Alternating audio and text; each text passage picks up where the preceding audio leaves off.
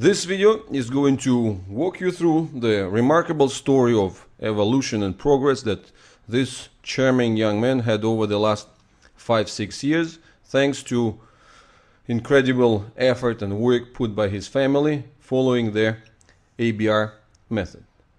On the left is the introduction of the condition before, and on the window on the right you're going to see the changes and the transitions that took place by 2010-2011.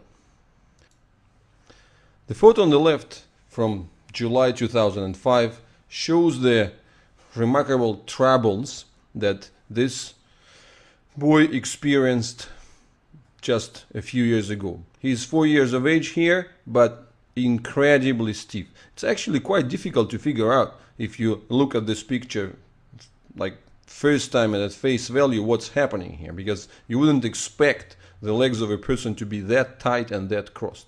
But this is just one of the appearances which indicate this dramatic and absolutely incredible stiffness. You see, for instance, here when the attempt is made to turn him in sitting position towards right, what happens? The entire body drops, the legs follow at most obscure angles. This is the attempt to turn towards the tummy.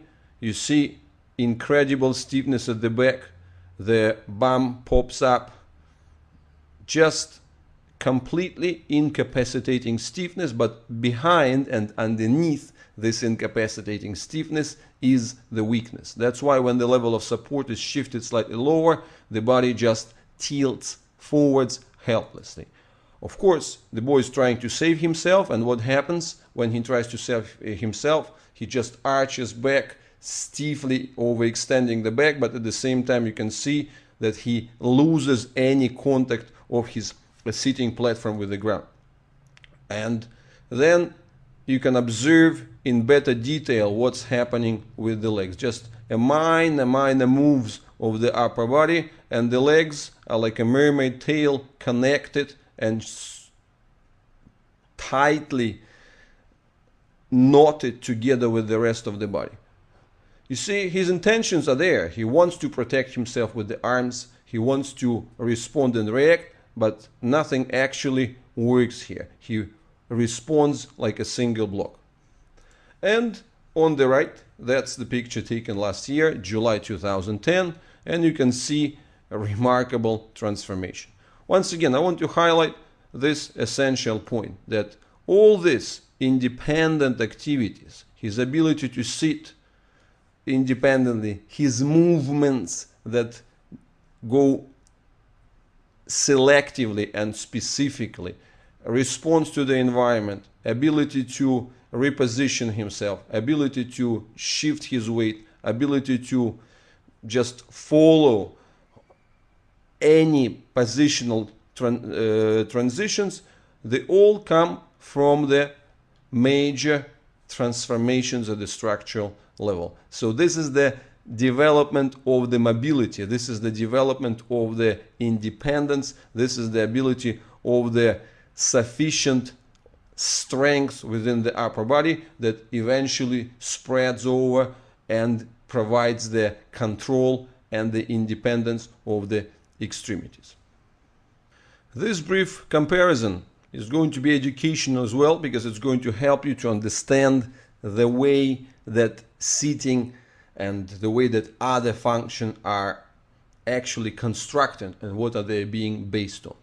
And the essence of the relationship between the structure and function is the ability to counterbalance. Counterbalancing meaning the ability to have two things: independent mobility of different body elements, say the head versus the position of the trunk, and at the same time the sufficient strength to control those selective movements.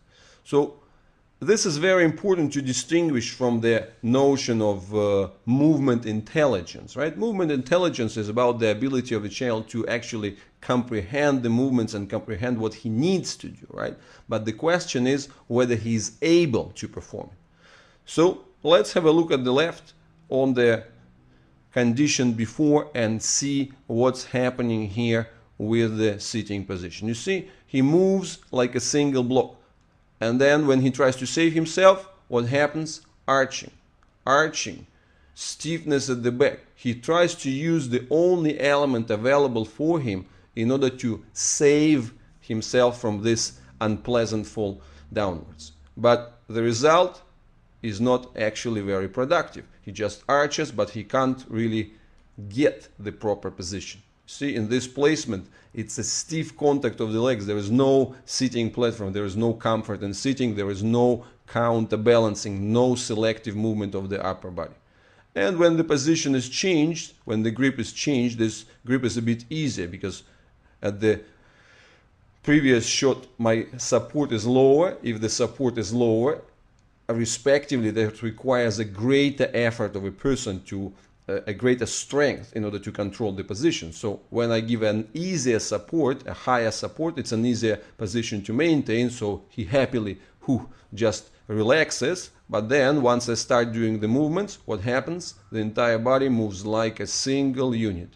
And even a minor, like just a 30 degrees tilt towards the side, in this case the right, translates into the entire shift. There is no counterbalancing. The only area that he tries to move is the head, but the rest of the body is actually not working. And note this, right? He understands that he has to bring the arm in, but it's the stiffness of the upper body that makes the entire positioning completely impossible. So that's very remarkable. And you can see the legs, they're actually doing the weirdest things, just following or just flying around, following the drops of the upper body. And on the right, you can see freedom.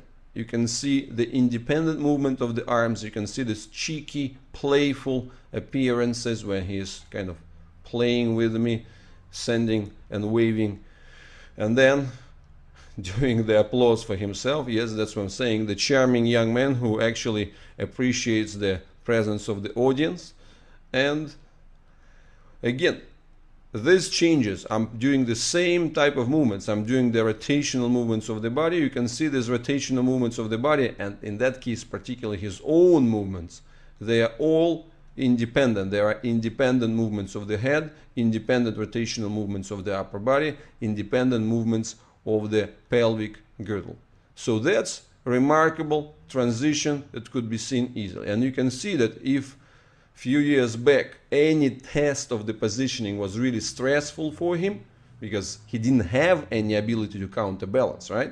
So now we can see that he's actually enjoying and having quite a lot of fun.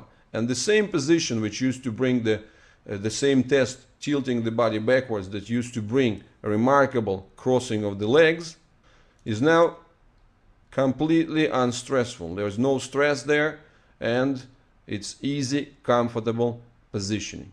And you can see the key reason behind it. Powerful trunk, powerful upper body that doesn't conform, that doesn't distort under the shift of the loads and under the even selective pressures which are being exerted on it when I put the weight on Jared. And that's of course a remarkable contrast with what we've seen before, when the body just collapsed under its own weight and the only way to save himself was to arch all the way backwards. So as we continue the demonstration, you can see that the rotational moves, they don't cause any discomfort at the level of the legs. Nice and easy. And that's a huge difference from the status, from the condition before. Just watch this free-flowing, easy movements. That's counterbalancing. That's the selective mobility. And of course, this achievement for Jared is really remarkable because of this really difficult starting position where everything began from, where his counterbalancing and the ability to get any selective movements was not present at all. let's illustrate his original troubles a little bit better. You can see that everywhere, in his back included, there is no selective movement. Everything is incredibly stiff. And if we look at the new appearance, you can see that the mobility has got through the entire upper body. Easy, unrestricted, rotational motion, especially in the upper arm. There is more needed in the lower parts, but we'll get back to this later. But in order to appreciate really the troubles that this young man experienced in the beginning, one needs to have a look at these pictures. You can see it's actually quite unimaginable. When you look at these extremes of arching, just of the quality of the video could be better, of course, but you can see how dramatic is the shift. Just complete arching of the back, and then any attempts even to touch the legs translate into even more remarkable flights. One can see that the back is just remarkably, incredibly stiff. It's arching at its most pronounced extremes. And of course, when you look at this, at the extremes of arching, at the extremes of the impossibility of the selective movement, it's very remarkable to see his transitions today.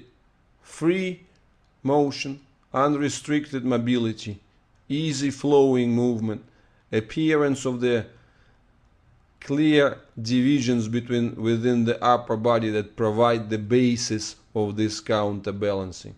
The ability to tilt towards the right and towards the left. The ability to get the free motion of the upper body, selective mobility of the head, selective positioning of the arms. So all these are obvious and very clear achievements that actually change the entire perspective, change the entire mode of interaction. You can see that this is quite a playful engagement where he is enjoying the rotations, enjoying the independent movements, enjoying the attention of the audience. So this basis, two key elements to understand about it. First, one might ask a question saying, well, maybe he has just grown, but of course, this argument doesn't hold any water and actually is being quite ridiculous, because if anything, the younger the child is, the softer the child is, right? So the stiffnesses, typically, if you look at the evolution of a child who is with the cerebral palsy, you're going to see that if anything, they are softer when they're younger, and they get stiffer, stiffer, and stiffer as the age progresses. It's understandable and very clear, because as the child grows older, the density of the tissues increases, the muscular strength increases, the muscular bulk increases, the bone density increases, so all the density factors increase, and at the same time the weight increases, exposing the child to even greater loads, and that's why the older the child, the greater the distortions. So this argument of just growing out of extreme stiffnesses, this of course is the lousy argument that doesn't hold any water. The second essential argument, the second important point to understand is that of course the beginning here, I've just used the example of sitting, but it's important to realize that all the other activities, dynamics and so on, whether it's the horizontal ones, where the child is moving with crawling and creeping and so on, or whether it's the vertical ones, the transitions to standing, that's where this basis, this stability of the trunk and the independence within the trunk, they play key and crucial roles. And in the next sequences of this video, we're going to see how that works.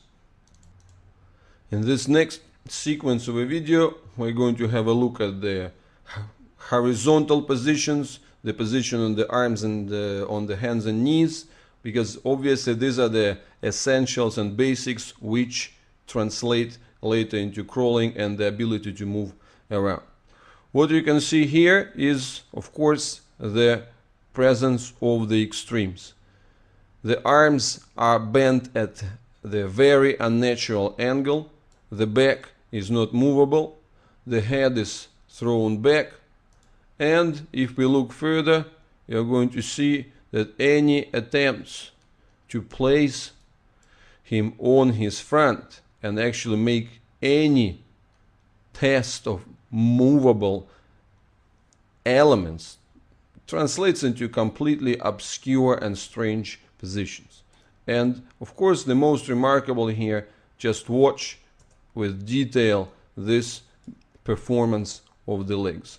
The stiffness of the back translates into this incredible transition from extreme arching to extreme throwing of the legs outwards, and then just getting the pelvis all the way up, higher than the level of the head. So this is incredible starting stiffness that we dealt with, and that's of course the major obstacle for his development and for his ability to do anything in respect to the mobility on the ground. Now, on the right, you're observing the situation from a few months ago, 2011, and you can see this is a smooth transition. This is the ability to get himself transferred from tailor sitting on the floor whilst controlling the position of the head, rolling over his legs, continuing the control of the pelvis, then shifting the weight on the other arm, reaching the ball, smoothly and selectively lifting himself up. You can see the selective movements of the arms, getting further. Well, that's where he actually made a little bit of a cheat. He didn't go all the way up, and then passing the ball. So incredible mobility of the upper body, incredible selective movements, which is obviously very far from where we were in the beginning. And of course, the remarkable contrast with the old performance could be seen with the push-ups.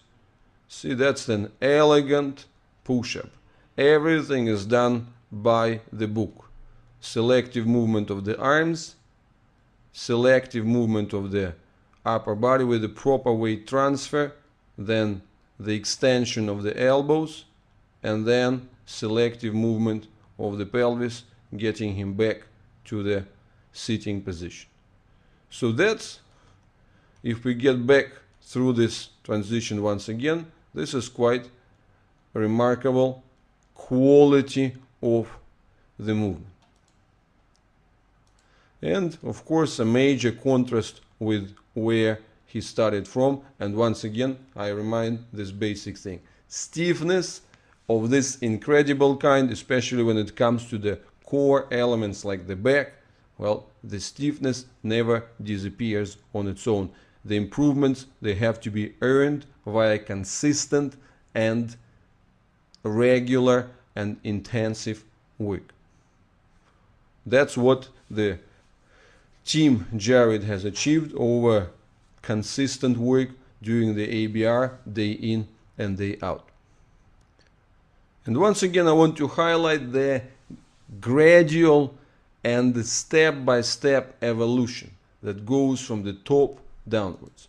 Now on the left, you're seeing the pictures from 2007. From 2 years into the process, Jared became much stronger, and in many positions, things have improved considerably comparing to what it was 2 years before.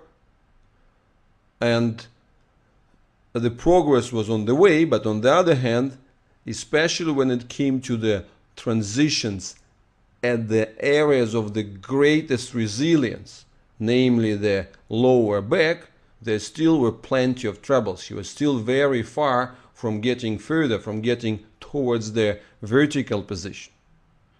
Because back then the attempt to move into the sitting position, the attempt to tilt to the side, still translated into those weird reactions of the legs, right? And with these weird reactions of the legs, of course, getting the quality of standing and the independence that he is showing today would have been impossible.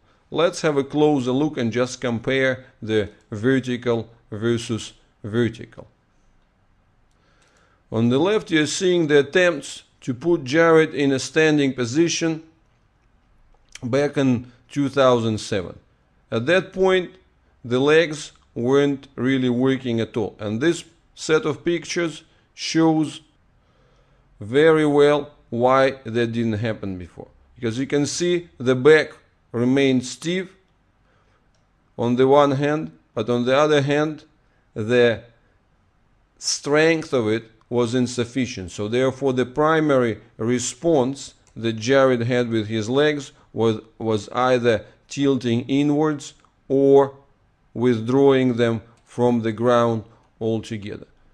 So the legs never took the weight on the ground, but the key element here is to understand that whilst the first spontaneous thought would be to think, well, it's the trouble of the feet, well, the reality is much more specific, and the source of it is elsewhere.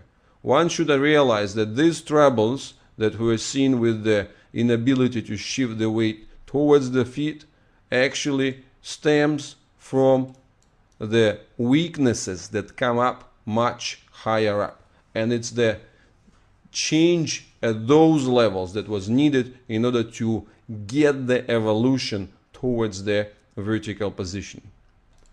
Once again, what you see on these pictures from 2007, that the legs are not working, that even when there is a minimal shift of the upper body forwards, the legs were switching off.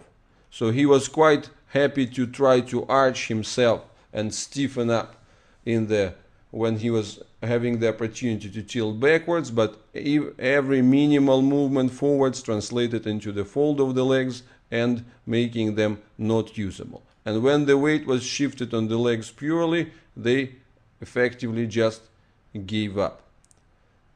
So that's 2007. And because the original troubles with the lumbar spine, with the back, were so pronounced, and even in 2008 you've seen that even though Jared got significantly stronger in the upper body, that was still not enough to get the legs really working. The legs were either collapsing, or when he was trying to save himself by arching the back, what was happening, it was really coming into even these strange angles and strange appearances. But there wasn't any proper weight transfer over the legs. So again, essential point to understand: if one wants to get the legs working, it is important to realize that the source for the stability of the legs is the strength of the upper body. So here I'm bringing the example of what we have seen 3 years back with the attempts of giving the one-arm support. It's quite obvious that that one-arm support wasn't working. So the shoulder girdle of Jared was already strong enough, well, at least so he was able to hold without withdrawing and without pulling the legs off, but the legs didn't take the weight on it. So again, why did it happen? It happened because the trunk wasn't strong enough to absorb this weight. And you can see multiple shifts and multiple attempts to do so, and actually, well, to Jared's unhappiness, but the result is always the same. The legs are not really taking the weight efficiently, and he is withdrawing them from the ground contact. Well, compare this with this remarkable strength that he is showing today, that he is showing this ability to counter move, counterbalance and counteract. And actually, again, as always, the showman that he is, he's playing for the audience, right? Being happily, expecting the rounds of applause, and justifyingly so.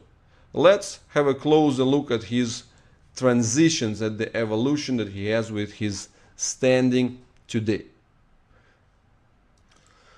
Once again, I remind, on the left we're seeing the troubles of 2008, and on the right we're seeing the situation today.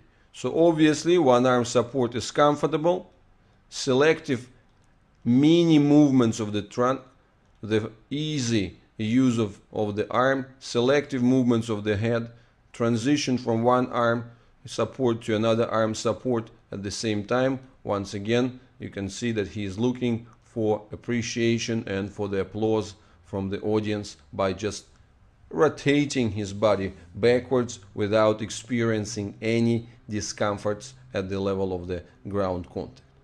So that's the first big chunk, the freedom of the upper body.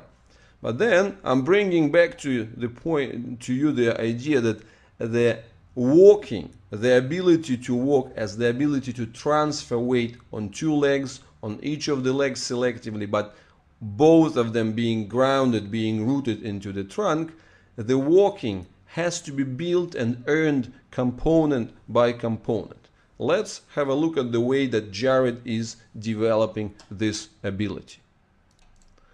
Let's have a look at this exercise. So first of all, elegant bending of the upper body forwards. Well, there are not so many, or to be precise, I dare want to show me a child diagnosed with the cerebral palsy who is able to demonstrate this level of free and unrestricted bending forwards.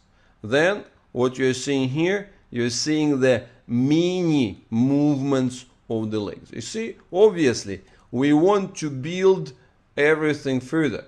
The angle of the best linkage between the trunk and the legs at this point is still far from being there upright. But what is most important is the fact that we can find the angle where the legs are starting to work correctly, where the legs are starting to work slowing down and actually bringing the proper response in the knee, where the knee works as a decelerator, where the knee works as the element that does the slowing down component, and then proper ability to bring himself up. So these are the components. So that was a mini squat. Now he is going for a deeper squat, and again he is able to bring himself up. Now Jared doesn't stop here, he continues, he goes for a really deep squat, and again what we can see in a really deep squat, the feet are well planted onto the ground. Well, compare this with these troubles. Compare it with the troubles of just a few years back where the legs were all but useless. And this is a powerful push that comes from the ground. Well, of course, we want it eventually to become more vertical, and then the ability to get back into the vertical position with the proper upright placement of the upper body. And as always, at the end of the well-performed movement, Jared is looking for the audience, looking for the support and applause. That's quite, well, a deserved round of applause over here. But it doesn't end at this level, right? When we see the selective elements, the selective ability to get the mini movements, to get the gradually build the sectors of movement within the knees, within the ankles, within the hips, and so on. So then the next step that comes up, where there are the mini steps, mini transitions of weight that take place in a vertical position. And this element, this view demonstrates us this ability. So again, what we're observing, the key point here, the key element of the ability to transfer the weight it's not the leg as such. We can see very clearly that the key element of the strength and the ability to stabilize and shift the weight on a single leg is the strength of the trunk. And that's important to realize, that walking is not something which is being practiced and trained in a sort of silly device like a walker, which just rolls forwards and where the child just basically tries to catch up with the feet without actually getting anything beneficial out of it. So the true learning, the true development of walking comes through the exercises and through the transitions like this. The shift on the left leg, and you can see the reaction of the back. The back is the primary element that is behind it. And then the proper next step, right? That's the weight transfer on the right leg. And again, what we see here is the response at the back, which is the key. And of course, here we can also see that, yes, this is the element that we want to get stronger. We want to get further reinforcements within the back to improve Jared's ability to transfer the weight even further. But that's already a huge step where we can see that all the elements are linked together, that they are being unified in a long kinematic chain, and that's clearly a proper work and response. So these are these mini movements, mini transitions of weight, where we can see that the transitions of weight take place on both legs and on both sides.